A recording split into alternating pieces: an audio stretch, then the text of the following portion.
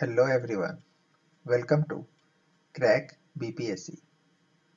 As you know, prelims exam is over and now is the time to mains examination. जी हाँ, मैं BPSC mains exam की बात कर रहा हूँ जो कि अब ज़्यादा दूर नहीं। तो सबसे ज़्यादा जो ज़रूरी है वो है मेंस आंसर राइटिंग।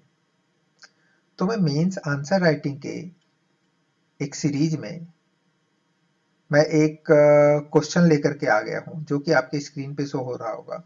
जी हाँ, मैं आंसर राइटिंग में मैं बात कर रहा हूँ पटना कलम पेंटिंग के बारे में। जैसा कि आपको स्क्रीन पे शो हो रहा है, there is a question is Patna Kalam चित्रकला शैली की मुख्य विशेषताओं का परीक्षण कीजिए।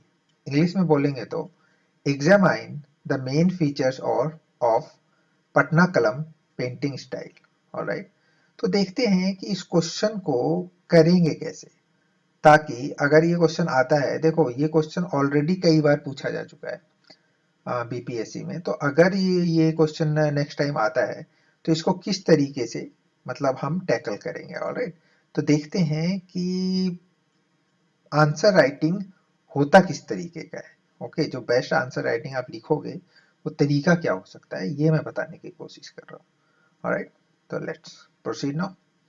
देखिए, जैसा कि आप स्क्रीन पे देख रहे हो, ये मैंने एक मॉडल आंसर तैयार किया हुआ है। तो मॉडल आंसर में देखो आप पटना कलम पेंटिंग के बारे में बता रहे हैं हम लोग। तो ये देखो, मॉडल आंसर हमेशा ना 3 चीजों पे डिपेंड करेगा। ठीक है, सबसे पहले तो आप इंट्रोडक्शन लिखोगे, फिर आप बॉडी पार्ट पे जाओगे and third one is conclusion. Okay, तो इंट्रोडक्शन की बात करते हैं। इंट्रोडक्शन में क्या होना चाहिए, ओके, पर्टिकुलरली होना क्या चाहिए। अगर मैं इंट्रोडक्शन की बात करूं, इंट्रोडक्शन में होता है डिमांड ऑफ द क्वेश्चन का आप इंट्रोडक्शन दीजिए, जो भी पूछा गया है आपसे। ठीक है, जैसे कि क्वेश्चन है आपका examine the main features of Patna कलम पेंटिंग स्टाइल। तो यहाँ पे क्या पूछा गया था, मेन फीचर पूछा गया है, तो हम फीचर की बात करेंगे। ऑलराइट, उसके साथ ये आपको पता होना चाहिए कि क्वेश्चन कौन से फ्रेम में पूछा गया है।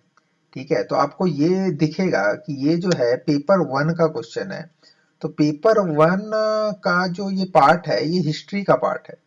ऑलराइट, तो आपको हिस्ट्री की बात करनी चाहिए इंट्रोडक्शन में, ताकि एग्जामिनर आपको ज्यादा मार्क्स दे। ऑलराइट, तो देखिए, तो इंट्रोडक्शन में यहाँ पे जो आएगा वो आएगा डिमांड ऑफ द क्वेश्चन जो कि पूछा गया है and plus brief history.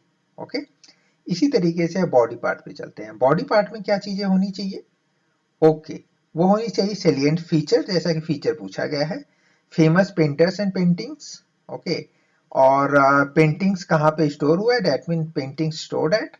Now how this vanish, ये वेनिश कैसे हो गया या फिर एक्सटिंक्ट कैसे हो गया, इसके बारे में बात करेंगे। And last one is current development.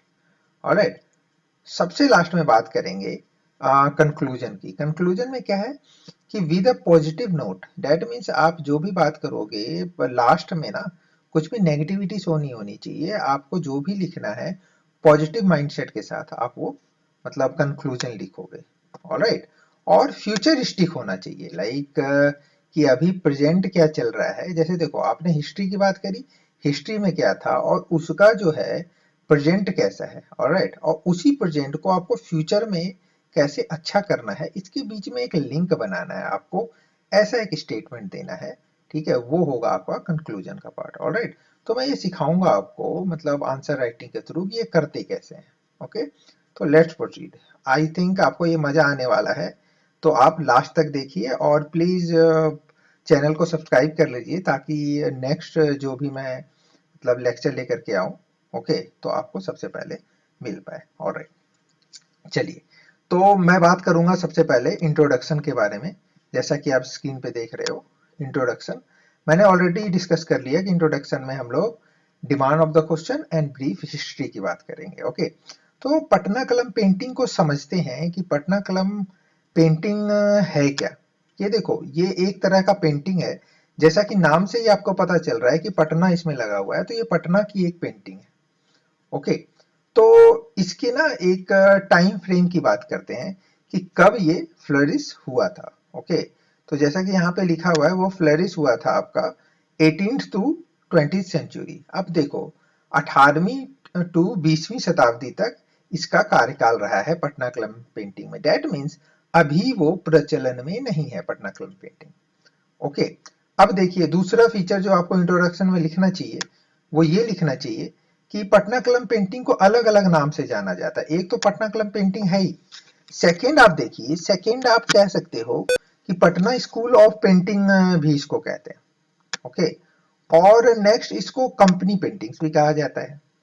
Okay, तो ये तीन अलग अलग नाम से मतलब पटना कलम पेंटिंग को हम लोग मतलब रिकॉल करते हैं। ओके, नेक्स्ट फीचर में है हमारा कि इंडो ब्रिटिश स्टाइल पेंटिंग। ये जो है ये कंप्लीट इंडियन भी नहीं है और कंप्लीट ब्रिटिश भी नहीं है। ये कैसा है, एक मिक्स है Indo and British style of painting. हम इंडो की बात करें तो इंडो में देखो ये मिडिवल टाइम का है, तो यहाँ पे मुगल का थोड़ा बहुत आपको इन्फ्लुएंस मिलेगा एंड प्लस में रीजनल, जहाँ पे रीजनैलिटी है ना, ठीक है, जैसे बिहार है तो बिहार का रीजनैलिटी वहां पे नजर आएगी। मुगल का कुछ दिखेगा, कुछ रीजनल दिखेगा और कुछ ब्रिटिश का दिखेगा, इसलिए इसको Indo British style of painting कहते हैं। ओके, अगर मैं एरिया की बात करूं कि कौन कौन से एरिया पे ये फैला हुआ था, ठीक है, तो जैसा कि नाम से ही पता चल रहा है पटना क्लब पेंटिंग, तो पटना तो हो गई, ठीक है, पटना है और उसके आसपास के एरिया जैसे आरा हो गया, दानापुर हो गया। तो मतलब एरिया अगर इसकी बात करें तो पटना, आरा, दानापुर इसका एरिया रहा है जहां पे पटना क्लब पेंटिंग क्या हुआ है, फ्लरिश हुआ है। ओके, अब बात करते हैं ब्रीफ हिस्ट्री की। ओके, अब जैसा कि मैंने आपको बताया था क्योंकि ये पेपर 1 का क्वेश्चन है, ओके, तो इसमें ब्रीफ हिस्ट्री की बात आप करोगे। ब्रीफ हिस्ट्री को मैंने 3 अलग अलग पार्ट में बांटा हुआ है जैसा कि आप देख सकते हो। First one is Mughal era, second is Murshidabad and third is Patna. हुआ क्या था कि पहले मैं मुगल एरा के बारे में बताता हूँ। ओके, देखो मुगल में आप देखोगे कि अगर पेंटिंग्स की बात करते हैं तो जहांगीर का नाम ना आए ऐसा हो ही नहीं सकता। ओके, क्यों? क्योंकि जहांगीर के टाइम को बोला जाता है golden age of painting. Okay, Jahangir के टाइम को बोला जाता है गोल्डन एज ऑफ पेंटिंग। वैसे यस, मुझे याद आ गया 66 बीपीएससी में एक क्वेश्चन आया था प्रीलिम्स में, प्रीलिम्स की बात कर रहा हूं मैं, वो आया था कि पेंटिंग का कारखाना लाइक इंडस्ट्रीज जो बने थे पेंटिंग के, ओके, तो वो किसने बनवाए थे? तो ऑप्शन में जहांगीर भी था, अकबर भी था। तो answer would be Akbar, not the Jahangir. आपको ध्यान रखना है इस चीज को कि पेंटिंग का जो कारखाना बनवाया था ना वो अकबर ने ज्यादा बनवाया था, लेकिन गोल्डन एज ऑफ पेंटिंग किसको कहा जाता है? जहांगीर के टाइम को कहा जाता है। ये आपको मतलब प्रीलिम फैक्ट है, आपको ध्यान रहना चाहिए। ओके, चलिए अब मेंस की तरफ आ जाता है, प्रीलिम तो ओवर हो गया है सच। ओके, नेक्स्ट जहांगीर के बाद हम समझते हैं कि मतलब ये तो सबसे अच्छा टाइम था पेंटिंग का, और सबसे बुरा जो टाइम देखा गया है ना वो भी मुगल एरा में देखा गया है, वो था औरंगजेब का टाइम। ठीक है, औरंगजेब के टाइम में हुआ क्या था कि जितने भी पेंटर्स थे, जितने भी फेमस फेमस पेंटर्स थे, उनको क्या किया गया, बिल्कुल सपोर्ट नहीं दिया गया। ओके, तो जब उनके मतलब सपोर्ट मिला नहीं मतलब दरबार में, तो वो क्या करेंगे? उनके तो मतलब रहन सहन के लिए उनको कहीं ना कहीं तो अपना मतलब देखना है ना। तो क्या करते हैं वो कि अपने मुगल दरबार से, ठीक है, अपने आप को कहीं और डिस्प्लेस कर लेते हैं।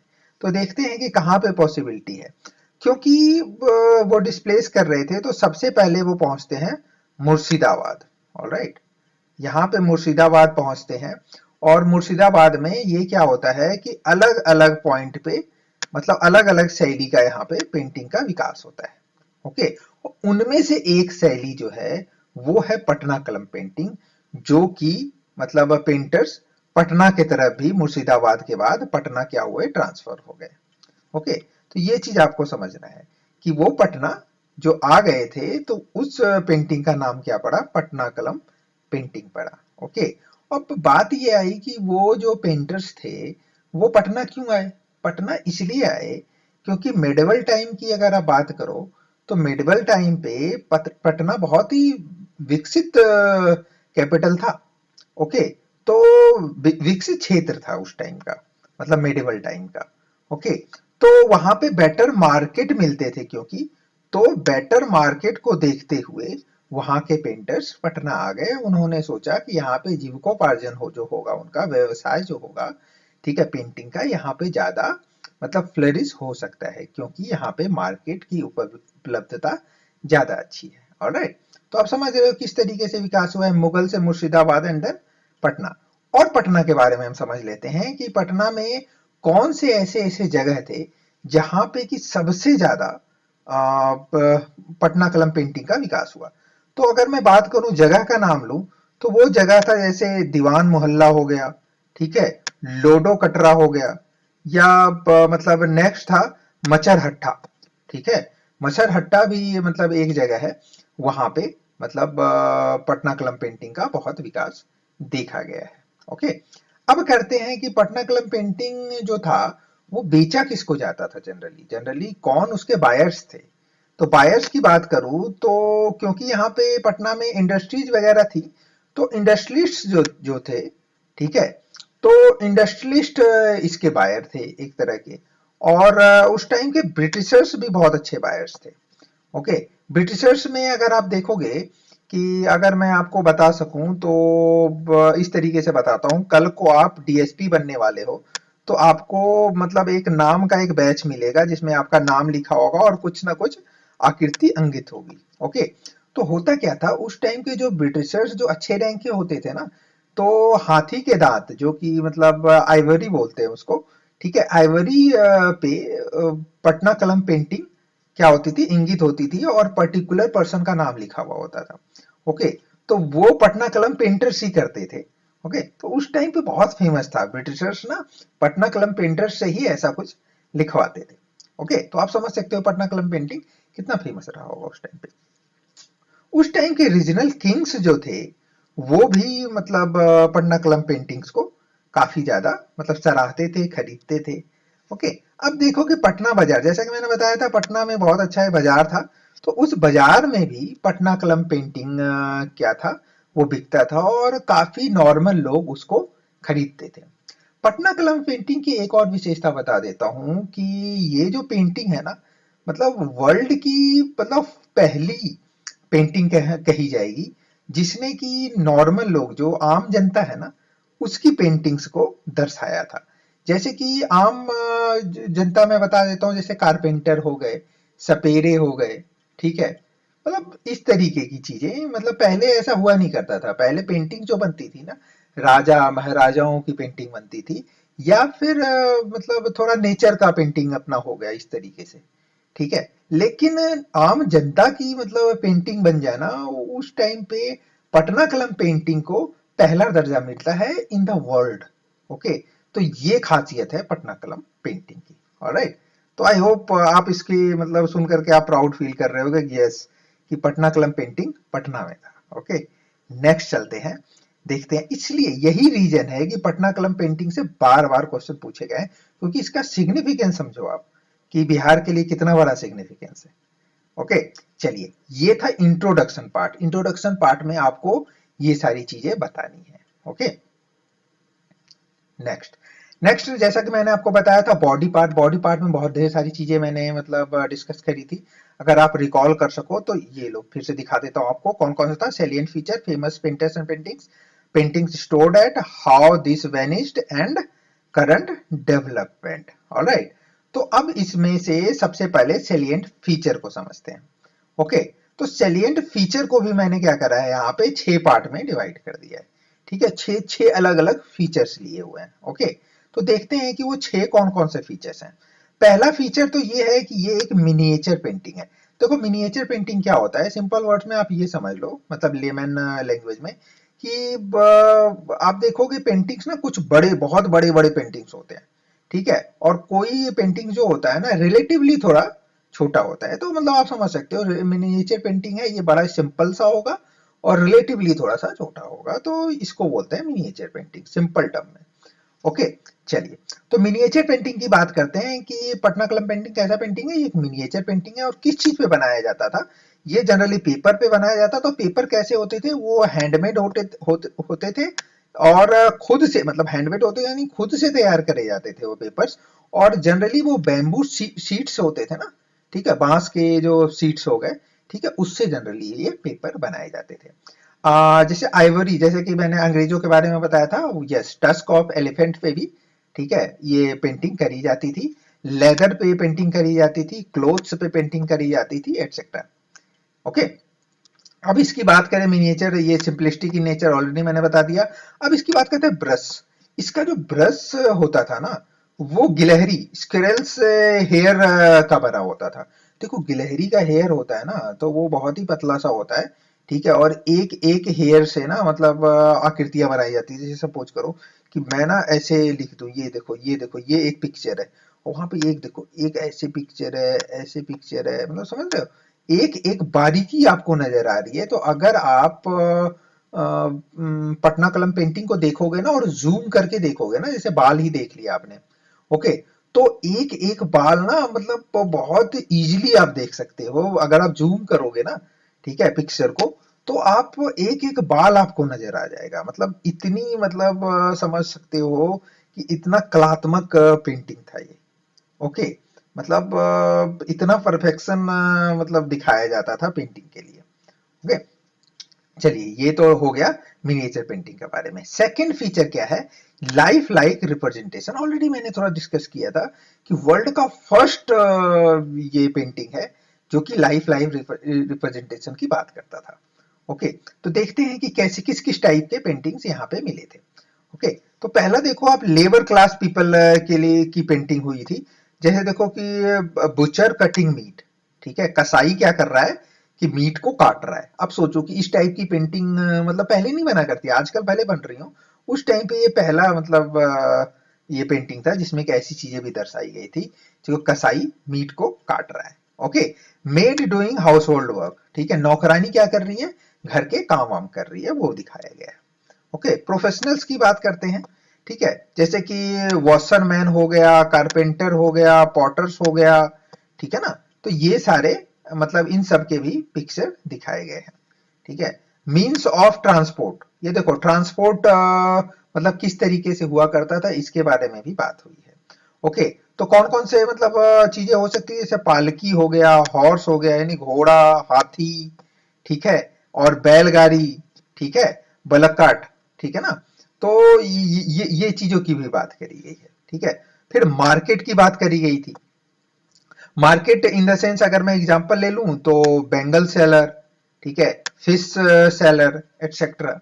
ओके, अब देखिए नेक्स्ट क्या है, नेक्स्ट है स्पोर्ट्स एंड एंटरटेनमेंट की भी बात करी गई थी। तो मतलब ये देखो स्पोर्ट्स एंड एंटरटेनमेंट का पिक्चर बना हुआ है, तो आप इसमें से क्या देखोगे कि क्या होगा वहां पे, देखो मैं बताता हूँ। जैसे कि मैजिशियन, जादूगर का फोटो दिखेगा आपको, ठीक है, ये जगलर्स का फोटो दिखेगा आपको, ठीक है, ये स्नेक मतलब चार्मर्स का फोटो दिखेगा, सपीरा, ओके, उसका फोटो आपको दिखेगा। ऑलराइट, तो ये सारी चीजें ना आपको दिखेंगी। ओके, नेक्स्ट चलते हैं इंस्टीट्यूशंस के बारे में। इंस्टीट्यूशन, कुछ इंस्टीट्यूशंस के भी मतलब पेंटिंग्स मिले हैं। तो वो कौन कौन से इंस्टीट्यूशंस है जनरली, ये देखो स्कूल के आपको मतलब पेंटिंग्स मिल जाएगी, मदरसा दिख जाएगा, ये सीमेंट्री यानी कब्रिस्तान आपको दिख जाएगा, टेम्पल्स आपको दिख जाएगा, मंदिर वगैरह। ओके, तो ये भी पिक्चर में था। ठीक है, लास्ट है फेस्टिवल।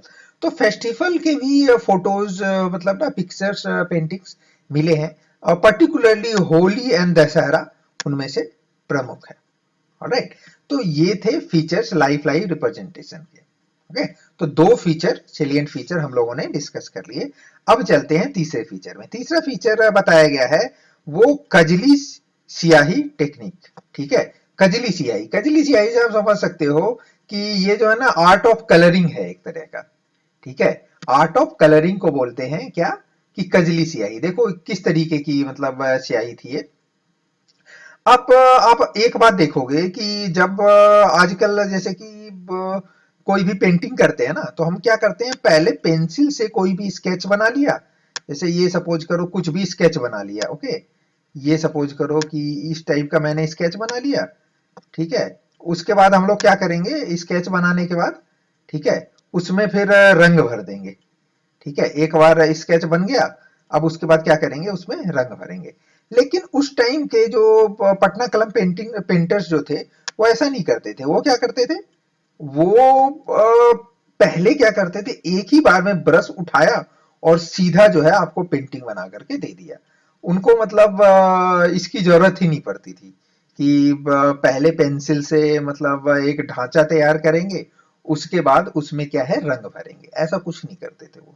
तो देखो अपने आप में ही एक यूनिक था ये।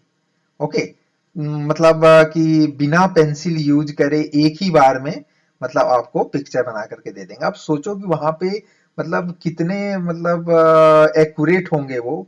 मतलब एक गलती हुई नहीं कि सारा पेंटिंग खराब, लेकिन वो गलती कितनी कम करते थे इससे आप लगा सकते हो। अभी तो हम पेंसिल इसलिए यूज करते हैं कि चलो भैया कुछ भी मतलब खराब हो गया तो हम उसको क्या करेंगे, रबर से मिटा लेंगे। लेकिन सोचो उस टाइम इतनी परफेक्शन थी कि पेंसिल बगैर यूज करे सीधा ब्रश लिया और क्या करा, पेंटिंग स्टार्ट। ओके, तो ये थी मतलब विशेषताएं पटना कलम पेंटिंग की। चलिए फोर्थ फीचर पे आ जाते हैं। Fourth feature is use of natural colour. देखिए मतलब स्याही वगैरह जो मतलब अभी जो मिलता है वो तो देखो अब केमिकल होता है, ठीक है। नेचुरल कलर उस टाइम पे यूज हुआ करता था। तो देखिए कि नेचुरल कलर आता कहां से था, जैसे कि फूल हो गए, फ्लावर्स, ठीक है, लीव्स यानी पत्ते, ठीक है, मेटल्स, मिनरल्स, इन सब से मतलब ना मतलब ये कलर्स आया करते थे। तो देखते हैं कुछ एक एग्जांपल आप अगर क्वेश्चन में लिख दो ना तो बेटर रहेगा, ठीक है। एग्जांपल में जैसे आप ले सकते हो, रेड के लिए आप लो तो रेड मतलब कहां से मिलता था, लाह है ना, ठीक है, लाह, लाह की मिट्टी, ठीक है, तो उससे मतलब रेड कलर मिल जाता था, ठीक है। व्हाइट कलर कहां से मिलता था, व्हाइट कलर भी आपका सॉयल सैंड से ही मिल जाता था। ब्लैक कलर कैसे मिलता था, राख जो होती है ना, ठीक है, तो राख या फिर काजल आप समझ सकते हो ना, ठीक है, उस तरह की चीजों से क्या मिलता था, ब्लैक कलर मिल जाता था, ठीक है। अब देखो ब्लू कलर, ब्लू कलर किससे मिलता था, वो इंडिगो से मिलता था। इंडिगो की खेती होती थी, आपको पता है ना, ठीक है, तो उसी इंडिगो से क्या मिलता था, ब्लू कलर मिलता था, ठीक है। तो आप समझ सकते हो कि इस तरीके से मतलब कलर बनाया जाता था। ऑलराइट, फिफ्थ फीचर पे चलते हैं। फिफ्थ फीचर है कि नो लैंडस्केप फोरग्राउंड और बैकग्राउंड। अब देखिए होता क्या था उस टाइम पे कि मैंने बताया था आपको कि ये क्या है, मुगल से कहां पे, मुर्शिदाबाद आए, मुर्शिदाबाद के बाद फिर कहां पे आ गए थे, पटना आ गए थे। और इनके खरीदने वाले जो थे कुछ तो धनी लोग थे, और बाकी ये क्या करते थे कि अपने जो पेंटिंग्स हैं ये बाजार में बेचते थे। और बाजार में खरीदने वाला कौन होगा, बाजार में खरीदने वाले जो थे इसके आम लोग थे। तो आपको लगता है कि आम लोग काफी महंगी पेंटिंग खरीद पाएंगे, तो वो नॉर्मल पेंटिंग खरीदेंगे। तो ऐसी पेंटिंग ये लोग बनाया करते थे जो कि आसानी से बिक जाए। और आसानी से बिकने के लिए तो ऑब्वियस सी बात है ज्यादा मेहनत नहीं करते थे ये क्या करते थे, एक मतलब बिना बैकग्राउंड के ही फोटो बनाया करते थे। यानी बैकग्राउंड कुछ नहीं होता था, उनका फोकस क्या होता था, पर्टिकुलर पिक्चर पे हुआ करता था। जैसे कि कोई भी पिक्चर है ना, जैसे कि ये मैंने फूल बनाया है, ठीक है, तो फूल के आसपास क्या है वो नहीं बनाया, देखो फूल के आसपास कुछ नहीं बनाया, सिंपल उसका जो है ये फोकस ना इसी फूल पे रहा है, ठीक है। जैसे ये फूल मैं आपको दिखा रहा हूँ, फोकस जो है ना, फोकस एरिया बस फूल है, ठीक है, ना कि कुछ और। बैकग्राउंड मैंने यहाँ पे कुछ भी नहीं दिया हुआ है। तो ये क्या हो गया, ये एक तरह का मतलब इस तरीके से पेंटिंग करी जाती थी। क्यों करी जाती थी मैंने एक्सप्लेन कर दिया, ये लो कॉस्ट के लिए करी जाती थी कि खर्चा ज्यादा ना आए और हम आसानी से क्या है इसको बेच सके मार्केट में, ताकि लोग खरीद सके। तो अब अगर ऐसी चीज है तो हम किसी चीज से कंपनसेट करेंगे, कुछ तो ऐसे चीज नजर आनी चाहिए ना जो कि मतलब बैकग्राउंड नहीं है तो फिर चेहरा उस तरीके का दिखना चाहिए पर्सन का। तो होता क्या था कि पॉइंटेड नोज, नाक जो होते थे ना काफी मतलब बड़े बड़े मतलब पॉइंटेड मतलब नोज बनाए जाते थे। कि हैवी आईब्रोज, आईब्रोज जो होते थे ना, आंख के आईब्रोज जो होते हैं, ठीक है, तो वो काफी बड़े बड़े मतलब बनाए जाते थे। ओके, लीन फेसेस, ओके, आप देखोगे कि फेसेस जो होते थे ना काफी लीन हुआ करते थे। Alright, deep set eyes, eyes जो देखोगे ना थोड़े से धसे हुए मतलब उस टाइप के मतलब आईज बनाए जाते थे। और मतलब मेल जो फिगर्स बनाए जाते थे तो उसमें मतलब उनको दिखाया जाता था कि मूछें जो होती थी ना उनकी काफी बड़ी बड़ी दिखाई गई है। ओके, नेक्स्ट चलते हैं। नेक्स्ट फीचर है इंडो ब्रिटिश स्टाइल। ऑलरेडी मैंने इसके बारे में डिस्कस कर लिया है। इंडो का मतलब Mughal and regional, and plus British style था ये। तो 6 फीचर के बारे में हम लोगों ने डिस्कस कर लिया। चलिए नेक्स्ट चलते हैं। बॉडी पार्ट अभी कंप्लीट नहीं हुआ है। ओके, बॉडी पार्ट में और भी सारी चीजें मतलब अभी लिखनी है। अब देखते हैं कि और क्या क्या चीजें रह गई। ठीक है, पेंटर्स एंड फेमस पेंटिंग्स की बात करेंगे। ठीक है, तो आपको ना मतलब कुछ एक देखो मैंने काफी सारे एग्जांपल दे रखे हैं, उनमें से कुछ तो आप याद रखिए। ठीक है, जैसे कि सेवक राम सबसे पहले मतलब ये पेंटर से कहे जा सकते हैं। ठीक है, सेवक राम का टाइम का काल कब तक था? 1770 से 1830 तक। ठीक है, हुलास लाल, हुलास लाल कब तक थे? 1785 से 1875 तक। माधोलाल, माधोलाल की अगर मैं बात करूं तो इनका एक फेमस पेंटिंग था। ठीक है, रागनी तोड़ी। ठीक है, माधवलाल, माधवलाल का एक फेमस पेंटिंग था रागिनी गंधारी। आप एक काम करो, इसको ना गूगल करके देखो रागिनी तोड़ी कैसा था, रागिनी गंधारी कैसा था। ठीक है, और ये शिवलाल, शिवलाल ने मुस्लिम निकाह का एक मतलब पेंटिंग बनाया था। ठीक है, यमुना प्रसाद जी, यमुना प्रसाद जी ने एल्कोहलिज्म ऑफ क्वींस, क्वीन जो शराबखोरी, क्वीन की शराबखोरी पे एक पेंटिंग बनी हुई है। ये सब ना आप गूगल करके देख सकते हो। ओके, गूगल करके आप ये सब देखिए, मतलब तो आपको पता चलेगा कि हाँ उस टाइप के पेंटर्स ना कितनी अच्छी अच्छी पेंटिंग बनाया करते थे। ठीक है, पटना कलम पेंटिंग किस टाइप की होती थी, मतलब आपको ना मतलब इस तरीके से याद रहेगा। एक बार आप गूगल कर लोगे, खुद से गूगल करोगे, अदरवाइज तो मैं यहाँ पे पिक्चर लगा सकता था, लेकिन मैंने आपके लिए ये मतलब होमवर्क दे दिया है कि आप ना खुद से गूगल करो। इससे होगा क्या, आपको ना नाम याद रहेगा। ठीक है, और एग्जाम में जब आप लिखोगे ना तो मतलब काफी इजिली ये रिकॉल हो जाएगा आपको। ठीक है, गोपाल लाल, गोपाल लाल देखो होली सेलिब्रेशन की एक फोटो है। ठीक है, तो वो पेंटिंग है। ऑलराइट, देखो ईश्वरी प्रसाद वर्मा, ईश्वरी प्रसाद वर्मा को ना मतलब लास्ट पेंटर ऑफ ये पटना कलम पेंटिंग कहा जाता है। ठीक है, इन्होंने एक इनकी एक रचना थी। ठीक है, भारत माता पेंटिंग की, वो बहुत प्रसिद्ध है।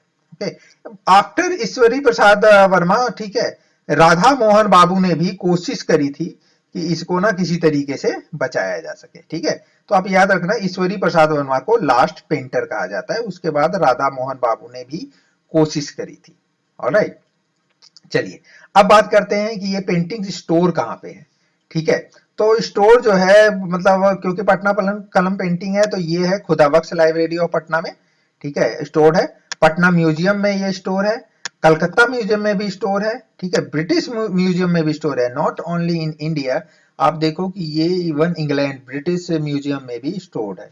ठीक है, एंड पटना आर्ट कॉलेज में ये स्टोर्ड है अभी भी। ऑलराइट, नेक्स्ट बॉडी पार्ट में अब बात करेंगे कि हाउ दिस एक्सटिंक्ट, मतलब आप सोचिए कि मतलब 18वीं सदी से 20वीं सदी तक जिसका कि वर्चस्व रहा हो इतना ज्यादा, वो एकाएक कैसे खत्म हो गया। ठीक है, मतलब 20वीं सदी के बाद ये कैसे खत्म हो गया एकाएक। ठीक है, तो अब देखेंगे कि इसका मतलब मेन तो कारण ये था कि लैक ऑफ डिमांड, डिमांड ही नहीं रही। क्यों डिमांड नहीं रही भैया? तो डिमांड इसलिए नहीं रही क्योंकि ब्रिटिशर्स जो थे ना, तो वो सबसे ज्यादा इसको ना मतलब तवज्जो देते थे, इसके प्रशंसक थे। और ब्रिटिशर्स के जाने के बाद ना आफ्टर ब्रिटिश डिपार्चर, तो इसके खरीदने वाले मतलब कम लोग रहे। ओके, अब ये इन्वेंशन ऑफ कैमरा, देखो कैमरा जब लोगों के हाथ में आ गया ना तो आसानी से लोग मतलब फोटो ले पाते थे। और उस टाइम पे ना मतलब जो लोग हाथ से बनाते थे और कैमरा से बनाते थे, टाइम का बड़ा डिफरेंस होता था। तो इन्वेंशन ऑफ कैमरा ने क्या किया कि पटना कलम पेंटिंग को तो बहुत ज्यादा मतलब नीचे लेकर के चला गया। ओके, अब देखिए लैक ऑफ पैट्रोनेज, अब देखो कि कोई भी राजा एज सच ना मतलब इसको पैट्रोनेज दिया नहीं एज सच, तो इसलिए ये मतलब इतना फेमस नहीं हो पाया। ऑलराइट, और नेक्स्ट एक और मतलब रीजन ये है कि ये जो पेंटर्स थे ना, ठीक है, इनको मतलब व्यवसाय जो देखो आपको था क्या कि पहले तो जब मुगल का टाइम था उस टाइम तो पेंटर्स को अच्छे खासे पैसे मिल रहे थे, लेकिन उसके बाद मतलब ब्रिटिशर्स इनको पैसे दे रहे थे। लेकिन आफ्टर ब्रिटिशर्स हुआ क्या कि इनको एज सच जितना मतलब ये काम करते थे ना उसके मुताबिक इनको पैसे नहीं मिल रहे थे, तो इसलिए इनको पेंटिंग के साथ दूसरा काम भी करना पड़ता था। और बाद में ऐसा हुआ कि वो सब कुछ छोड़ करके मतलब पेंटिंग छोड़ करके मतलब दूसरे व्यवसाय में ही लिप्त हो गए और मतलब एक जगह से दूसरी जगह माइग्रेट भी हुए। ठीक है, तो इससे जो है पटना कलम पेंटिंग बिल्कुल मतलब क्या हुआ, एक्सटिंक्ट ही हो गया। ओके, चलिए, ये तो बात थी कि मतलब एक्सटिंक्ट हुआ कैसे। अब हम बात करते हैं कि बिहार गवर्नमेंट के कुछ एफर्ट की बात करते हैं कि इसको मतलब ये अभी तक जीवित कैसे रखा जाए, यानी हमारे मेमोरी में कैसे इसको जीवित रखा जाए, और हम इसको हमेशा क्लेम करते रहें कि जी हाँ, कि मतलब पटना क्लब पेंटिंग भी एक ऐसी पेंटिंग है जिसके लिए मतलब हमें प्राउड फील होना चाहिए। तो देखिए हुआ क्या था कि मतलब आप अगर करंट डेवलपमेंट लिखोगे तो ऑब्वियस सी बात है, मतलब ये ना आंसर आपको फेच करेगा। ठीक है, तो 2010 में बिहार गवर्नमेंट ने एक कैलेंडर रिलीज किया था जिसमें कि पटना कलम पेंटिंग की बात करी गई थी।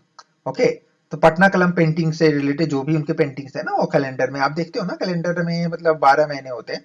ठीक है, तो अलग अलग मतलब मंथ में आपको अलग अलग पिक्चर्स नजर आएंगे, इस टाइप का कुछ मतलब चीजें करी गई थी। ठीक है, और डिफरेंट डिफरेंट टाइम पे जो एग्जीबिशन शोकेस हुआ करता है ना, ठीक है, उसमें पटना कलम पेंटिंग्स को मतलब दिखाया गया। ठीक है, ये बिहार गवर्नमेंट का बहुत अच्छा मतलब इनिशिएटिव हम कह सकते हैं। ऑलराइट, चलिए, तो ये तो बात होगी। अभी तक हम लोगों ने क्या डिस्कस कर लिया, इंट्रोडक्शन डिस्कस कर लिया एंड बॉडी डिस्कस कर लिया। Last one is conclusion part. Conclusion देखो बहुत इंपॉर्टेंट है। देखो आप इंट्रोडक्शन बहुत अच्छा लिखिए, देन कंक्लूजन बहुत अच्छा लिखिए, बाद में आप बॉडी पे ध्यान दीजिए। ठीक है, क्योंकि पेपर जब भी आपको एग्जामिनर चेक करेगा ना, ठीक है, सबसे पहले तो बॉडी देखेगा, और मतलब शुरुआत और लास्ट ना बहुत अच्छा होना ही चाहिए। ठीक है, एक्स्ट्रा ऑर्डिनरी होना चाहिए। तो कंक्लूजन में जनरली हम वो चीजें लिखते हैं जो हम बॉडी में लिखे हैं ना, उसका एक सारांश रूप, मतलब 2-3 मतलब वाक्य में आप उसको एक्सप्लेन कर सको, ऐसी चीज होनी चाहिए कंक्लूजन में। तो मैं आपको बताता हूँ कि कंक्लूजन फ्यूचरिस्टिक कैसी होनी चाहिए। ठीक है, और पॉजिटिव वे में आपको किस तरीके से लिखना है। जैसे पटना कलम पेंटिंग के बारे में मैं आपको आइडिया दे रहा हूँ कि किस तरीके से आप लिख सकते हो। मैंने बार बार इस चीजों को बताया था कि पटना कलम painting is world first painting dealt with common life style. अब ये देखो, ये कितनी बड़ी बात है कि वर्ल्ड का पहला, मतलब आपने क्या किया कि सीधा इसको मतलब पटना बिहार इंडिया से लेकर के वर्ल्ड में नंबर 1 इसको आपने मतलब उपाधि दे दी। क्यों? क्योंकि भाई ये क्या है कि मतलब लाइफ स्टाइल को बताने वाला ये पहला पेंटिंग था। ठीक है, वर्ल्ड का। ठीक है, अब क्योंकि ये बीपीएससी का एग्जाम है तो बिहार गवर्नमेंट को प्रेज करना आप मत भूलो। जितना बिहार गवर्नमेंट को प्रेज करोगे, मतलब आंसर्स में आपको मार्क्स मिलने के चांसेस ज्यादा है। ठीक है ना, आप उनके बिहार गवर्नमेंट के अंडर ही काम करने वाले हो ना। ठीक है, इसलिए बिहार गवर्नमेंट को प्रेज करना मत भूलो। तो बिहार गवर्नमेंट के जो एफर्ट है ना, उसको वो जो है अप्रिसिएबल है। कौन कौन से एफर्ट? ये जो कैलेंडर जो मतलब रिलीज किया था, एंड एग्जीबिशन शोकेस वगैरह जो हुआ है, ठीक है, तो उसके लिए एफर्ट जो है अप्रिशिएट किया जा सकता है। ओके, तो ये देखिए। अब एक और चीज आप लिख सकते हो कि need to preserve and publish more. अब देखिए जरूरत क्या है, जरूरत ये भी है कि इतना काफी नहीं है, इसको ना मतलब और पब्लिश करने की जरूरत है। देखो बिहार में तो खैर पटना कलम पेंटिंग को हम समझ सकते हैं कि जी हाँ, कि बिहार गवर्नमेंट इसको ना मतलब एक तवज्जो दे रही है, लेकिन इंडिया के अगर उस पे देखें तो इंडिया पे ऐसा सच नाम नहीं है। अगर हम मधुबनी पेंटिंग की बात करें तो जी हाँ, मधुबनी पेंटिंग का ज्यादा नाम है मतलब पटना कलम पेंटिंग से। ओके, लेकिन उसको भी मतलब हमारे पटना कलम पेंटिंग को भी मधुबनी पेंटिंग की तरह ही इंडिया एंड विश्व में भी वही तवज्जो मिलना चाहिए। ठीक है, उसके लिए किसको एफर्ट करना होगा? उसके लिए जो एफर्ट करना होगा वो Indian government and Bihar government को क्या करना चाहिए, एफर्ट करना चाहिए, और उनको ट्राई करना चाहिए इसको रीओरिजिनेट करने की, सो डैट मतलब देखिए क्या लिखा हुआ है मैंने, इंडियन और Bihar government should try to reoriginate it to welcome the glory of Patna Kalam paintings. ठीक है, अगर हम पटना कलम पेंटिंग के ग्लोरी को वेलकम करना चाहते हैं तो इसमें मतलब Bihar government and Bharat government का, इंडियन गवर्नमेंट का बहुत बड़ा रोल होने वाला है। ठीक है, तो ये आपने फ्यूचरिस्टिक व्यू दिया है। गवर्नमेंट को क्या किया, एक सजेशन दिया है कि जी हाँ गवर्नमेंट आपको ऐसा करना चाहिए। आपने सारी चीजों को यहाँ पे डिस्कस कर लिया। ऑलराइट, तो चलिए ये जो क्वेश्चन था इसको मतलब फिर से आप देखो क्वेश्चन को, आपको दिखाता हूं। ये देखिए क्या था क्वेश्चन आपके पास, पटना कलम चित्रकला शैली का मुख्य विशेषताओं का परीक्षण करिए। देखिए ये फीचर्स ऑफ पटना कलम पेंटिंग स्टाइल, आप समझ गए, ये चीजें थी। अब आपने देखो आंसर किस तरीके से लिखा है। आपने इंट्रोडक्शन में क्या किया, डिमांड ऑफ क्वेश्चन को आपने मतलब देखा और ब्रीफ हिस्ट्री देखी। हिस्ट्री में आपने क्या किया, Mughal era, Murshidabad and then Patna की बात करी। पटना क्यों, ये आपने बता दिया। ये था आपका इंट्रोडक्शन। बॉडी पार्ट में आप आए। बॉडी पार्ट में आपने सेलिएंट फीचर की बात करी। कितने कितने आपने आपके फीचर्स थे, ये आप देख लो। आपके फीचर्स, ये 6 फीचर्स की आपने बात करी। ओके, उसके बाद आपने क्या करा, फेमस पेंटर्स एंड पेंटिंग्स की बात करी। ओके, उसके बाद पेंटिंग्स कहाँ पे स्टोर है उसकी बात करी। कैसे ये वेनिस हो गया, एक्सटिंक्ट हो गया, इसकी बात आपने कर ली। ठीक है, और करंट डेवलपमेंट क्या है वो आपने बात करी। उसके बाद कंक्लूजन आपने दे दिया, एक पॉजिटिव नोट दिया, फ्यूचरिस्टिक व्यू दिया अपना, और गवर्नमेंट को सजेस्ट किया कि उनको किस तरीके से पटना क्लब के पेंटिंग को, ठीक है, एक ग्लोरी, जैसा कि ग्लोरियस है ऑलरेडी, इसको और ग्लोरी प्राप्त हो सके। ऑलराइट, आई होप इस तरीके की मतलब मेंस आंसर राइटिंग अगर आप करोगे तो मतलब आई डोंट थिंक कि आपको मतलब ना कोई भी मार्क्स नहीं दे पाएगा। ठीक है, आप कोशिश करो कि चीजों को ना पॉइंट में लिख पाओ। ओके, रेदर देन कि मतलब आप मतलब सेंटेंसेस में, समझ रहे हो ना, कि पैराग्राफ में इतना कुछ लिखते हो। बेटर है कि आप पॉइंट में, मैंने आपको पॉइंट फॉर्म में ही समझाया है, तो इसको पॉइंट फॉर्म में आप लिखिए, आपके मार्क्स मिलने के चांसेस ज्यादा होंगे। आई होप आपको ये मेरा मतलब इनिशिएटिव पसंद आया है तो प्लीज लाइक से सब्सक्राइब करिए। थैंक यू सो मच, मिलते हैं आपसे नेक्स्ट वीडियो और नेक्स्ट किसी टॉपिक को लेकर के। Bye bye, take care and good night.